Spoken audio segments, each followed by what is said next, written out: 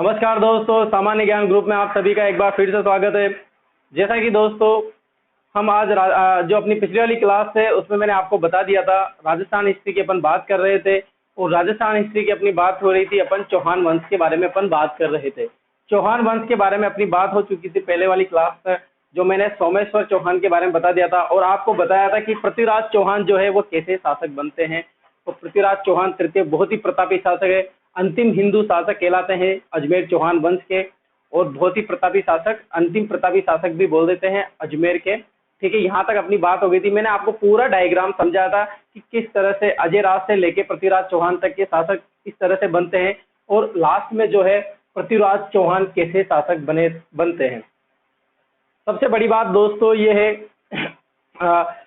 आप सभी क्लास देखते हैं तो आपको अगर कोई प्रॉब्लम नहीं हो क्लास में, इसके लिए हमने आपकी सुविधा दी गई है। क्लास में सभी को सुविधा दी गई है, आप हमारे लिंक पे जा सकते हैं, डिस्क्रिप्शन पे जा सकते हैं और आप हमारे पुराने वीडियो वगैरह सब देख सकते हैं। अगर आपको पीडीएफ की जरूरत है तो आप पीडीएफ भी वहां से ले सकते हैं और आप हमारे लिंक पे क्लिक कीजिए, डिस्क्रिप्शन से जाइए, वहां पर आपको सारे वीडियो मनोविज्ञान के, चाहे जैसा कि मनोविज्ञान की क्लास भी मैं कुलदीप जहांगीर सर जो मैं हूँ खुद, हम आपको अवेलेबल करा रहे हैं और ये सिर्फ आपके लिए एक सेवा है। रीट का कंपटीशन होने वाला है, इस तरह से पटवार का कंपटीशन होने वाला है और फिर आप बात करें कांस्टेबल का कंपटीशन होने वाला है। ये सभी एग्जाम जो है प्रस्तावित है और आशा करते हैं कि जल्दी से जल्दी ये हो जाएंगे। इसके लिए आपको सुविधा दी गई है, आप हमारे लिंक पे जाए और ज़्यादा से ज़्यादा अपने दोस्तों को बताएं और चैनल को सब्सक्राइब करने के लिए जरूर कहें। लाइक कमेंट भी करते रहिए, आपकी कोई प्रॉब्लम हो तब भी आप कमेंट कीजिए और अच्छा लगता है तब भी आप कमेंट कीजिए। ज़्यादा से ज़्यादा लाइव आने की कोशिश कीजिए दोस्तों। और आपको जितने भी वीडियो चाहिए सब आप डिस्क्रिप्शन में मिल सकते हैं, वहाँ पर लिंक को आप क्लिक करोगे तो आपको पीडीएफ फाइल भी, मनोविज्ञान के पुराने वीडियो भी जो हम पहले क्लास ले चुके हैं, ऐसे आप साइंस के वीडियो भी ले सकते हैं, वहाँ से संस्कृत के वीडियो भी ले सकते हैं, सब देख सकते हैं। आपके लिए सब सुविधा की हुई है हमने। ठीक है दोस्तों, ज़्यादा से ज़्यादा बने रहें, अच्छे पढ़ते रहें और रुचि से पढ़ते रहें, इंटरेस्ट से पढ़ते रहें, भविष्य आपका बहुत ही अच्छा उज्जवल बना रहेगा। ठीक है दोस्तों, मैं इसकी आपसे कामना करता हूँ और ऐसे ही आपका साथ बना रहे और हमारा परिवार जो है जुड़ा रहे और बिल्कुल इसको आगे बढ़ाने की कोशिश कीजिए। ठीक है दोस्तों, इतनी सी बात बतानी थी आपको। और लाइक, जैसे कि आप लाइव आते हैं तो सबसे पहले हमारे चैनल को लाइक कीजिए और सब्सक्राइब, जिसने चैनल को सब्सक्राइब नहीं किया हुआ है ना, तो वो सबसे पहले सब्सक्राइब कीजिए और बेल आइकन को दबाइए, ताकि हमारे जो भी क्लास आएगी उसका आपको नोटिफिकेशन आपके मोबाइल पे उपलब्ध हो जाएगा और आप क्लास को देख पाएंगे और लेट नहीं होंगे, मिस नहीं कर पाओगे। ठीक है दोस्तों, ये सब चीज़ें भी बहुत ज़रूरी होती है, पढ़ाने के साथ साथ इसका जो एनवायरनमेंट है वो भी ज़रूरी होता है। साथ के साथ चलेंगे, सब चीज़ें साथ ज़रूरी होती है, एक चीज़ को लेके अपन आगे नहीं बढ़ सकते। ठीक है दोस्तों, आज जो बात करेंगे अपन, अपनी क्लास पे आते हैं। आज जो बात करने वाले हैं अंतिम है किसका, अजमेर के चौहान वंश का अंतिम शासक है। इसके बाद जो पढ़ा जाता है वो है रणथंभौर के चौहान वंश पढ़ा जाता है, जो पृथ्वीराज चौहान के पुत्र ने वहां पर उसकी शाखा डाली थी। ठीक है दोस्तों, तो आज का टॉपिक रहेगा अपना पृथ्वीराज चौहान।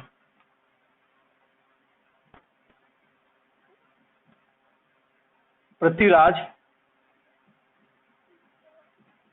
चौहान तृतीय, नाम से ही पता चल रहा होगा, पृथ्वीराज चौहान 3 नाम है तो कौन सा हो जाएगा, तृतीय। ठीक है दोस्तों, इनकी आज बात करने वाले हैं अपन। बहुत ही प्रतापी शासक है और बहुत सारे क्वेश्चन बनते हैं। अभी तक जितने भी एग्जाम हुए उनमें से बहुत ज्यादा क्वेश्चन पूछे गए पृथ्वीराज चौहान में। आज की क्लास में दोस्तों अपनी सिर्फ बेसिक बातें होगी जो कंपटीशन एग्जाम में क्वेश्चन पूछे जाते हैं, जैसे कि इनकी जन्म कहाँ हुआ था, इनके पिता का नाम क्या था, इनकी माता का नाम क्या था, ये सब चीजें मैं आज बताने वाला हूँ। इसके बाद भी बातें होंगी, इसमें कहानियां भी बहुत है, युद्ध भी लड़े थे इसने, तो वो सब बातें भी मैं आपको बताने वाला हूँ, इनके बारे में अपन जानकारी लेने वाले हैं। आज क्या करेंगे अपनी क्लास में, आज सिर्फ बात होगी जो अपने हैं कि इनमें से जो मोस्ट क्वेश्चन बनते हैं ना उनके बारे में आज डिटेल से पढ़ लेंगे और पृथ्वीराज चौहान के बारे में अपन आज की क्लास में बात करने वाले। ठीक है दोस्तों, सबसे पहले बात करें पृथ्वीराज चौहान के तृतीय की, तो ये इनकी बात करें तो ये अंतिम शासक थे। अब यहाँ लिखने की जरूरत नहीं है कि अजमेर के अंतिम शासक कौन थे, पृथ्वीराज चौहान तृतीय थे। गोविंद राज इनके पुत्र रहते हैं लेकिन वो शासक नहीं बन पाते और वो अपनी शाखा कहाँ पे डाल देते हैं, रणथंभौर में अपनी शाखा को स्थापित कर देते हैं। ये अंतिम शासक थे, प्रतापी शासक थे, अंतिम प्रतापी शासक। इनके शासनकाल की बात करें दोस्तों तो इनका शासनकाल मैंने बताया था 1177 ईस्वी में सोमेश्वर देव चौहान जो है उनकी मृत्यु हो जाती है, और ये 77 से लेके कहाँ तक 92 ईस्वी तक ये शासक बनते हैं। आपको पता होगा 77 में ये शासक बनते हैं, अल्प आयु में 11 वर्ष की आयु में शासक बन जाते हैं पृथ्वीराज चौहान, और 92 में जो है तराइन का द्वितीय युद्ध होता है और उस युद्ध में इनकी मृत्यु हो जाती है, वीर गति को प्राप्त हो जाते हैं, यानी कि 77 से लेके 92 तक। 92 में क्या होता है दोस्तों, तराइन का द्वितीय युद्ध होता है, और 77 में ये 11 वर्ष की अवस्था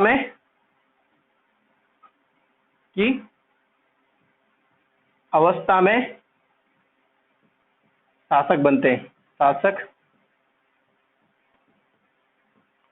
बने। ठीक है दोस्तों, याद हो जाएगा इतनी सी बात ही। अब देखो बात करते हैं पृथ्वीराज चौहान की। पृथ्वीराज चौहान बहुत बड़ा नाम है, इसलिए अपन शॉर्ट में लिखेंगे PR3, पृथ्वीराज चौहान तृतीय। ठीक है दोस्तों, ये मैंने नाम लिख दिया पृथ्वीराज चौहान तृतीय। अब इनकी कुछ बातें करते हैं दोस्तों। मैंने बताया अंतिम प्रतापी शासक था। अब बात करते हैं दोस्तों इनकी जन्म की बात, कि इनका जन्म कहाँ हुआ था। कमेंट बॉक्स में लिख के बताइए अगर जिसको भी पता है कि जन्म कहाँ हुआ था। देखो जन्म की बात करें, इनका जन्म हुआ था अहिलवाड़ा में। अहिलवाड़ा, बहुत सी जगह आपको बुक्स में या फिर गाइडों में कहीं क्या लिखा आ जाएगा, अहिल पाटन, अहिल पाटन ये भी लिखा आएगा। तो एक ही बात है, ये दोनों एक ही वर्ड है। अछिलवाड़ा भी लिखा आता है, अछिल पाटन भी लिखा आता है, तीनों एक ही शब्द है, लेकिन ज्यादातर क्या बोला जाता है, अहिलवाड़ा, अहिल पाटन। कहाँ पर स्थित है दोस्तों, ये गुजरात राज्य में स्थित है। अभी कहाँ पर स्थित है दोस्तों, गुजरात राज्य में स्थित है। यहाँ पर इनका जन्म हुआ था। कब हुआ था जन्म, कब हुआ दोस्तों, सन 77 में ये शासक बने थे, यानी कि 11 वर्ष पहले। तो यानी कि अपन बात करें 1166, आपको याद रखना है 1166 में इनका जन्म हुआ था। और विक्रम संवत की बात करें अपन, विक्रम संवत की बात करें तो ये हुआ था 1233। ठीक है दोस्तों, ये मैंने जन्म की बात की है। और अंतिम प्रतापी शासक कौन था, पृथ्वीराज चौहान तृतीय। और ये 77 से लेकर 92 तक शासक बने थे। 92 में क्या होता है, तराइन के द्वितीय युद्ध होता है। इसकी बात करेंगे अपन, युद्ध की बात भी करेंगे, डिटेल से बताएंगे, बहुत मजे से पढ़ेंगे अपन, आपको बिल्कुल भी बोरिंग महसूस नहीं होने दूंगा मैं। ठीक है दोस्तों, अब बात करते हैं, जन्म हो गए, अब इनके पिताजी की बात करते हैं। इनके पिता का नाम क्या था, पिता का नाम था दोस्तों सोमेश्वर चौहान। सोमेश्वर चौहान,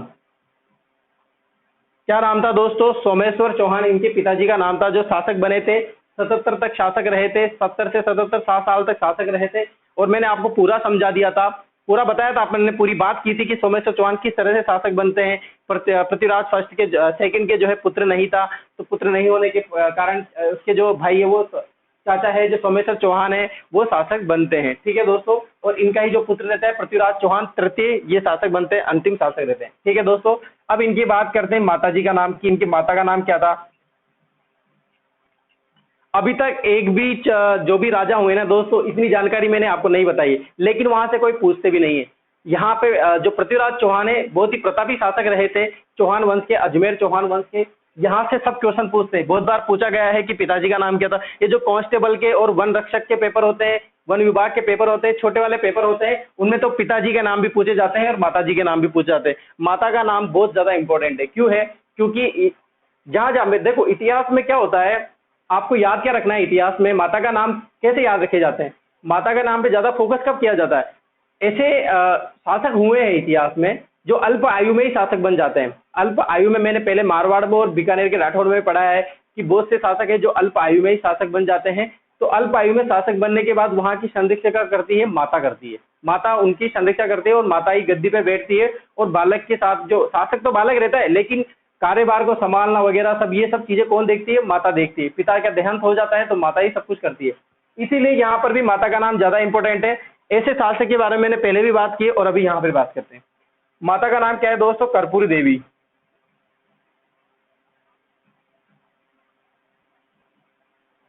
और यहां लिख देता हूं मैं, संरक्षिका बनी अपने पुत्र की।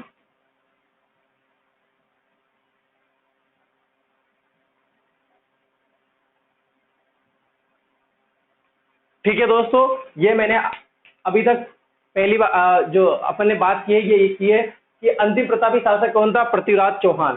ठीक है दोस्तों, तराइन के द्वितीय युद्ध में इनकी मृत्यु हो जाती है, इनके बाद शासक कोई नहीं बनता। इसके बाद मैंने बात की है कि इनका जन्म कहाँ हुआ था, इनका जन्म हुआ था अहिलवाड़ा में या अहिलपाटन में, ये कहाँ पर स्थित है, गुजरात में। कब हुआ था, 1166 में, और 11 वर्ष की अवस्था में ये शासक बन गए थे। पिता की बात करें, सोमेश्वर चौहान इनके पिताजी थे, और माता की बात करें, कर्पूरी देवी इनकी माता थी, जो संदीक्षा बनती है किनकी, पृथ्वीराज चौहान तृतीय की। अब आप इसका स्क्रीनशॉट ले लीजिए, इन्हीं में से आ जाते हैं एक दो क्वेश्चन तो। ठीक है दोस्तों, पहले आप इसका स्क्रीनशॉट ले लो।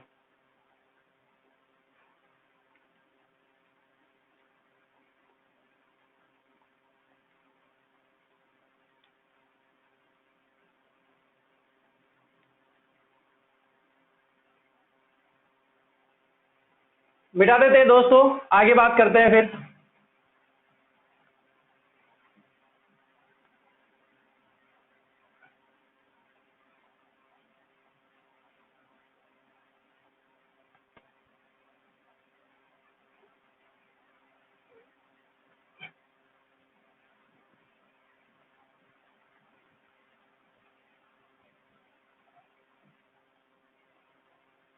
देखो इधर बात कर रहे हैं अपन पृथ्वीराज तृतीय की, माता पिता और इनके जन्म की बात हो चुकी है अपने।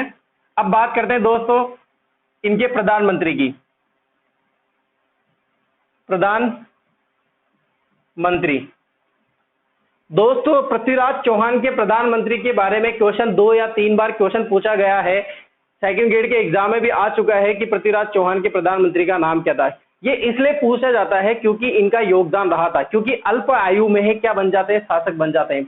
अब शासक बनने के बाद इनके कार्यभार को कौन संभालेंगे, प्रधानमंत्री संभालेगा या फिर माता संभालेंगे। माता किसको बोले, कि युद्ध में तो माता तो जाएगी नहीं, तो कौन जाएंगे, कदमवास वगैरह, ये इनका मैनेजमेंट संभालते थे। इसीलिए बहुत ज्यादा योगदान रहता है यहाँ पर प्रधानमंत्री का और सेनापति का। तो आप ज्यादा से ज्यादा फोकस करें कि इन व्यक्तियों के जब पढ़ते हैं ना अपन, तो जो अल्प आयु में शासक बनते हैं आप उन पे, तो उनके जो सेनापति और प्रधानमंत्री रहते हैं ना, उन पे फोकस जरूर करें, और उनकी माता के और पिताजी के बारे में फोकस जरूर करें, क्योंकि लग जाता है कि अल्प आयु में शासक बने थे तो यहाँ से हो सकता है क्वेश्चन पूछ सकते हैं, क्योंकि योगदान ज्यादा था इतिहास में उनका। इस तरह से आप याद रख सकते हैं। अब इनके बात करें दोस्तों प्रधानमंत्री की, तो इनके प्रधानमंत्री का नाम था केमास।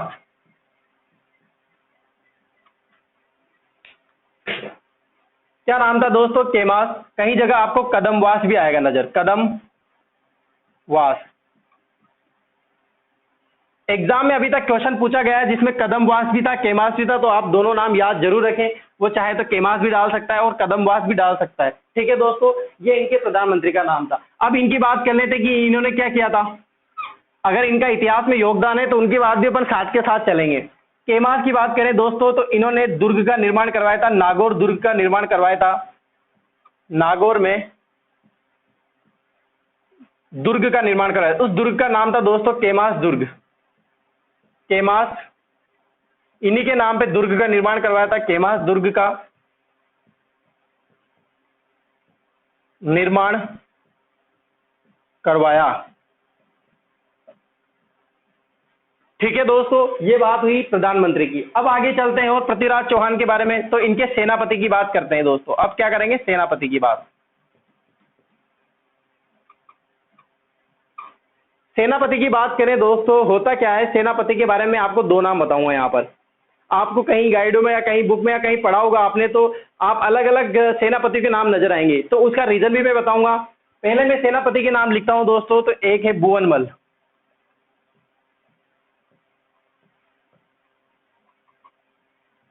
और दूसरा है खांडेराव।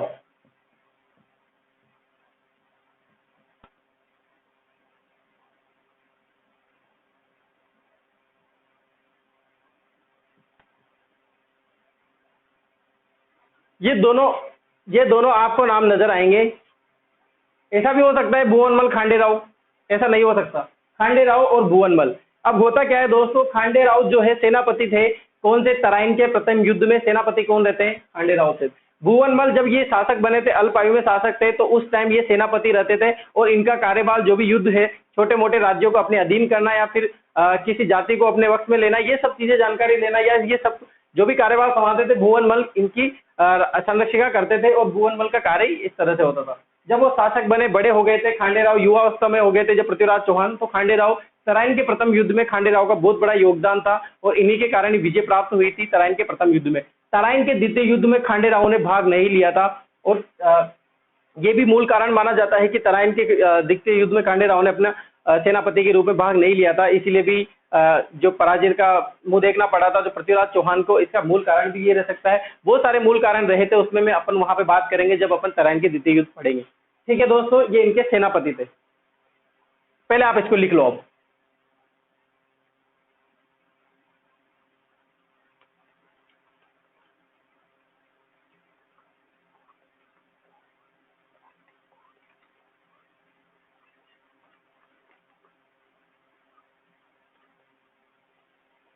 ठीक है दोस्तों, लिख लिया, मिटा देते हैं।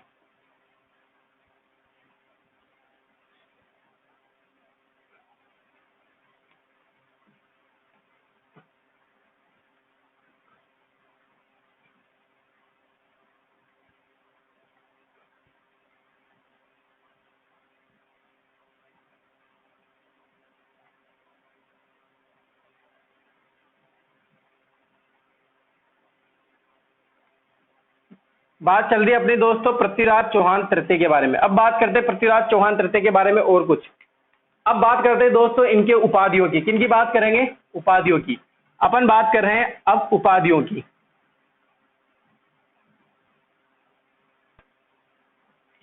इनको 3 उपाधियां प्राप्त हुई दोस्तों। कितनी उपाधियां प्राप्त थी? 3। पहली उपाधि की बात करें दोस्तों तो पहली उपाधि थी, पहली उपाधि की मैं बात करूं तो यह है अंतिम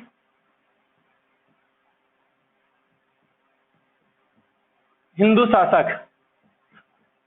यह भी इनकी उपाधि थी, इस नाम से भी जाना जाता था इनको।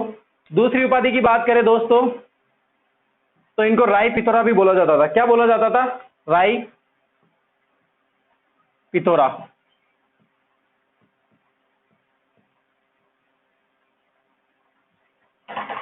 ठीक है दोस्तों, क्या बोला जाता? राय पिथौरा। अब इसका कारण क्या है दोस्तों? देखो, राय पिथौरा का कारण क्या है, यहां पर मैं लिख देता हूं।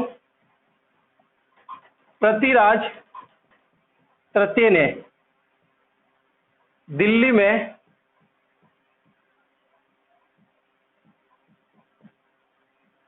पिथौरागढ़ का निर्माण करवाया था।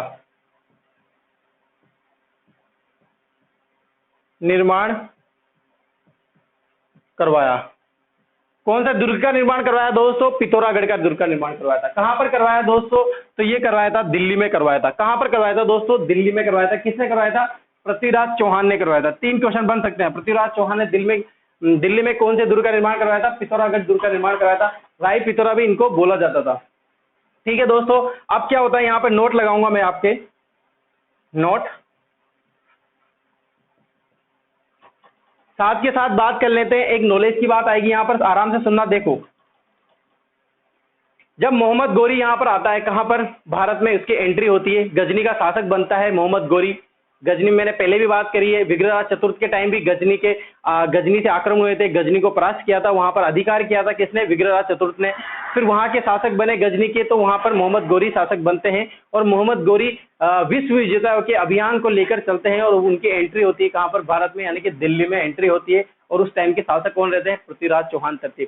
तो उनके साथ दोस्तों एक सेनापति भी आते हैं, उन सेनापति का नाम रहता है दोस्तों कुतुबुद्दीन ऐबक। मैंने पहले भी नाम बताया है कुतुबुद्दीन ऐबक का, जो कि 2.5 दिन के झोपड़े का निर्माण करवाते हैं, राजस्थान की पहली मस्जिद का निर्माण करवाते हैं, संस्कृत पाठशाला को तुड़वाकर 16 खंभों की एक मस्जिद बनाते हैं, वो राजस्थान की पहली मस्जिद होती है। यहां पर भी दोस्तों ये यही काम करने वाले हैं। क्या क्या? इन्होंने पिथौरागढ़ को तुड़वा दिया। कुतुबुद्दीन ऐबक ने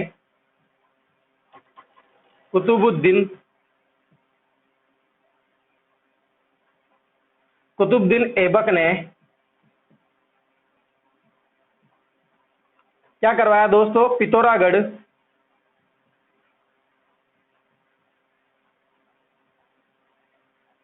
दुर्ग को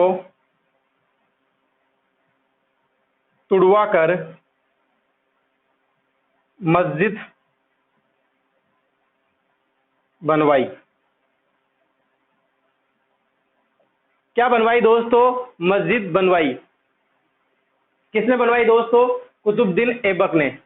ठीक है दोस्तों, अब बात करते हैं कि मस्जिद कौन सी बनवाई, और ये भारत की पहली मस्जिद थी। मस्जिद का नाम यहां लिख देता हूं दोस्तों, देखो मस्जिद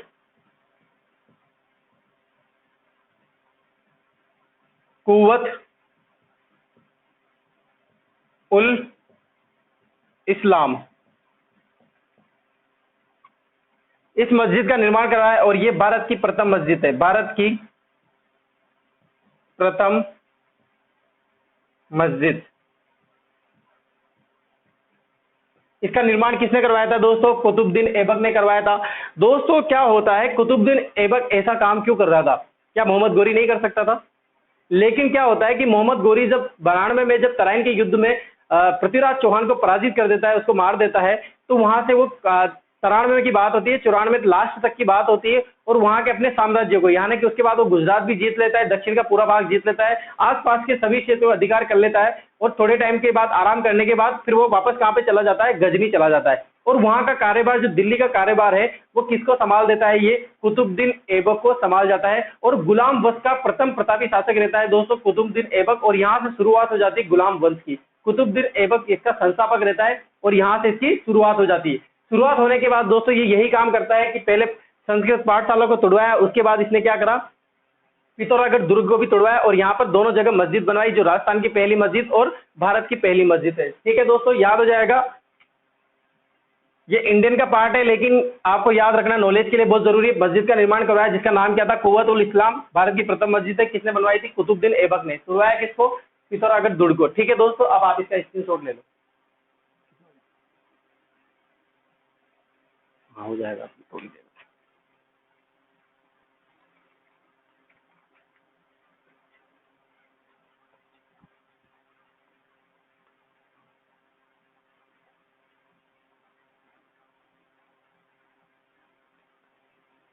ठीक है दोस्तों, मिटा दूं?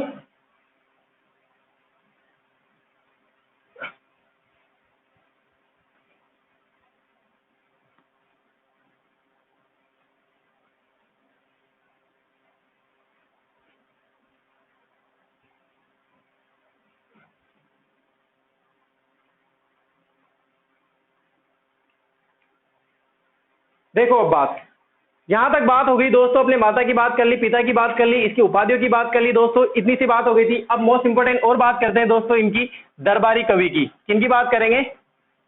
दरबारी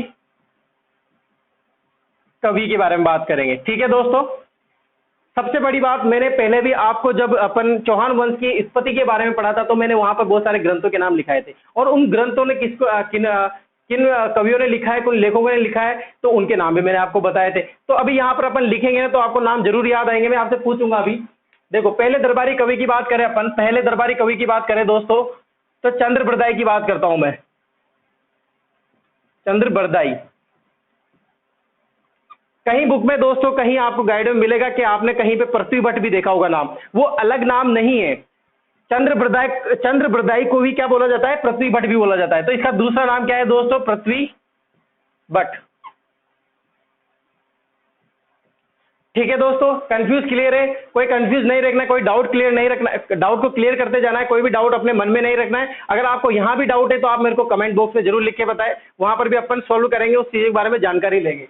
पहली बात करी मैंने दोस्तों चंद्र बरदाई के बारे में, जो किसका दरबारी कवि था? पृथ्वीराज चौहान तृतीय का दरबारी कवि था। ये इसका दरबारी कवि नहीं था, बल्कि बहुत बड़ा मित्र भी था, और इसके हमेशा साथ रहता था, इसके साथ आना जाना रहता था, बहुत बातें करता था, यानी कि घनिष्ठ मित्र भी था एक चंद्र बरदाई। ठीक है दोस्तों, इनका एक ग्रंथ था दोस्तों, ग्रंथ अपन बात कर रहे हैं यहाँ पर सिर्फ दरबारी कवि की, जिन्होंने कौन सा ग्रंथ लिखा, बाकी बात अपन बाद में करेंगे। ग्रंथ था दोस्तों, अब बताइए मुझे कमेंट बॉक्स में चंद्र बरदाई ने कौन सा ग्रंथ लिखा था?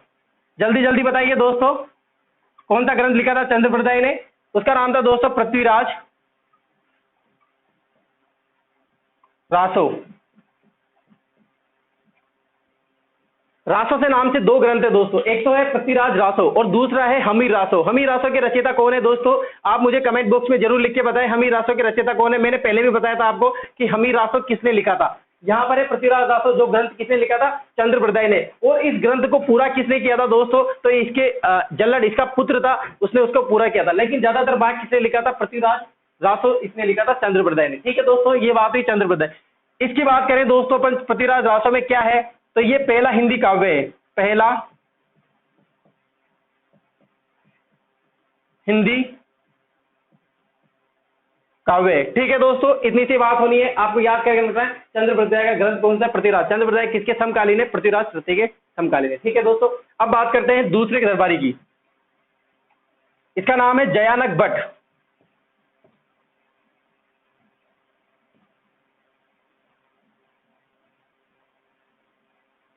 क्या नाम है दोस्तों, जयानक भट्ट की अपन बात कर रहे हैं।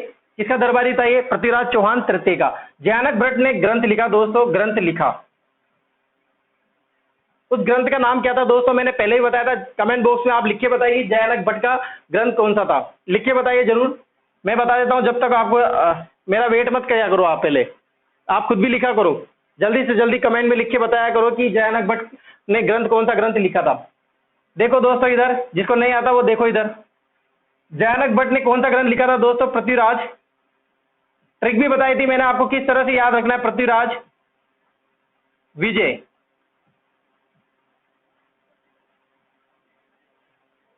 पीछे के जय से याद रखना था आपको, जयानक भट्ट, आगे का जय और ग्रंथ का पीछे का जय, जय से जयानक भट्ट।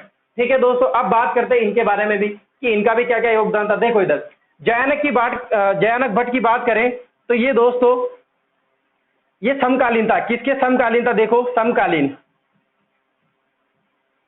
अजमेर के जो शासक रहे थे उनके समकालीन दरबारी रहा था ये। किसका भी रहा था, देखो किसका शासनकाल देखा इन्होंने, विग्रहराज चतुर्थ का भी देखा था। इसके बाद दोस्तों इन्होंने देखा था सोमेश्वर चौहान का भी देखा,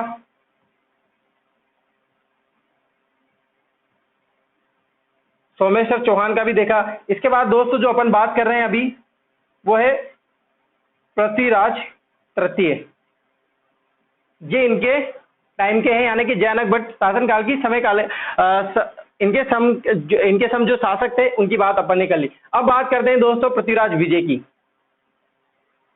इसके जो देखो नाम में क्या पीछे विजय, पृथ्वीराज विजय, ये कहना क्या चाह रहा है, ये कहना एक चाह रहा है कि पृथ्वीराज ने जितनी भी विजय प्राप्त की है उसके बारे में इसमें उल्लेख किया हुआ है, यानी कि तराइन के द्वितीय युद्ध में विजय नहीं होता है कौन, पृथ्वीराज तृतीय। कौन नहीं होता, पृथ्वीराज तृतीय। तो इसके बारे में उल्लेख यहां पर नहीं मिलेगा। और मृत्यु किसकी हो जाती है दोस्तों, जयानक भट्ट की। यहां पर मैं लिखूं तो यहां पर क्या होता है दोस्तों, पृथ्वीराज विजय, इसमें जानकारी मिलती है, जानकारी मिली, किसकी मिली, तराइन के प्रथम युद्ध की। किसकी जानकारी मिलती है, तराइन के प्रथम युद्ध की। द्वितीय युद्ध की जानकारी नहीं मिलती है क्योंकि इसकी मृत्यु हो जाती है जयानक भट्ट की। और संयोग ऐसा रहता है कि पृथ्वीराज वहां पर भी विजय नहीं होता है। इसके बाद दोस्तों बात करें अपन, इसमें जानकारी क्या मिलती है, सती प्रथा और स्वयंवर प्रथा, इन सब की जानकारी भी दोस्तों किसमें मिलती है, पृथ्वीराज विजय में। और ये जो ग्रंथ लिखा था ना, ये कहां पर लिखा था दोस्तों, इसने ये पुष्कर में लिखा था, पुष्कर झील के पास बैठकर, पुष्कर झील के पास बैठकर, पुष्कर झील के पास बैठकर ये ग्रंथ लिखा गया था। इसमें जानकारी मिलती है पृथ्वीराज की जितनी भी विजय हुई थी, जैसे आप बात करें जैसे चंदेल पे चंदेल वंश की भी विजय प्राप्त की थी, उसकी जानकारी भी इसमें मिलती है। बहुत सारी जितनी विजय रही थी पृथ्वीराज के, अपन बात करेंगे आगे। पृथ्वीराज विजय के ग्रंथ किसने लिखा था, जयानक भट्ट ने। जयानक भट्ट कौन था, पृथ्वीराज चौहान का दरबारी था। ठीक है दोस्तों, ये बात हुई चंद्रप्रदाय की और जयानक भट्ट की। और भी दरबारी थे जिनके नाम आते हैं, उनके नाम इधर देखो, उन्होंने कोई ग्रंथ के नाम तो नहीं आते, बस नाम देखो आप। जनार्दन भी था, जनार्दन,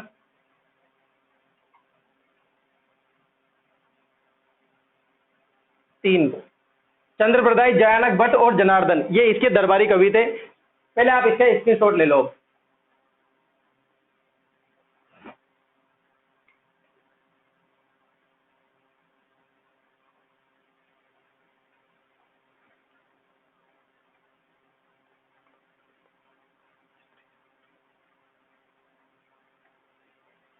ठीक है दोस्तों, ये बात हुई अपने दरबारी कवि की।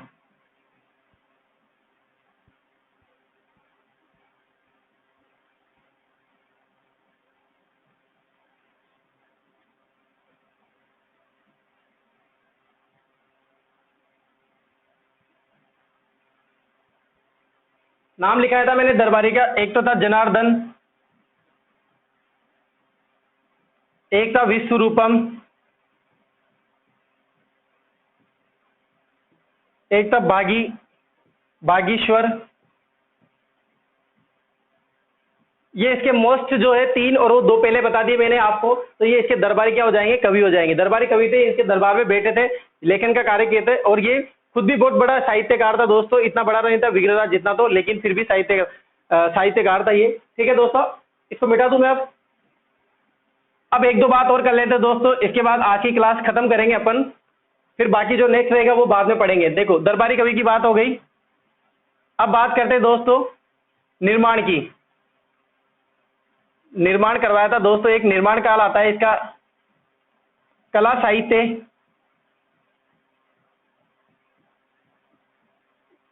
साहित्य विभाग।